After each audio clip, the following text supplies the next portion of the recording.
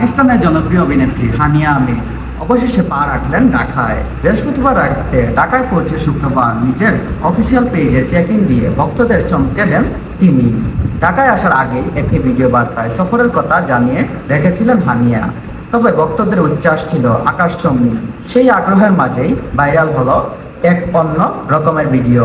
সেখানে দেখা যায় ফুড ব্লগার রাফসান দা ছোট ভাইয়ের সঙ্গে ফুচকা খেতে ব্যস্ত সময় পার করছেন হানিয়া। জাল খেয়ে হাসতে হাসতে তার প্রতিক্রিয়া মুহূর্তের মধ্যে সোশ্যাল মিডিয়ায় ঝড় তোলে।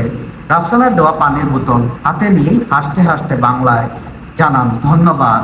জানা গেছে 20 সেপ্টেম্বর ঢাকায় শেরাটন হোটেলে একটি বিশেষ অনুষ্ঠানে অতিথি হিসাবে থাকবেন তিনি। 21 সেপ্টেম্বর অংশ নেবেন সানসলেক আয়োজিত এক্সক্লুসিভ একটি ফটোশুটে। হানিয়ার এই সফর ইতিমধ্যে আলোচনার কেন্দ্রবিন্দু। ঢাকায় রঙিন একটি সোনারবাংলা হোটেলে তাকে দেখা যাবে এবং তিনি বর্তমানে আছেন সোনারগাঁও হোটেলের ভিআইপি একটি রিসোর্টে। আপনাদের কাছে হানিয়াকে কেমন লাগে অবশ্যই কমেন্ট করে জানাবেন আপনাদের মন্তব্য।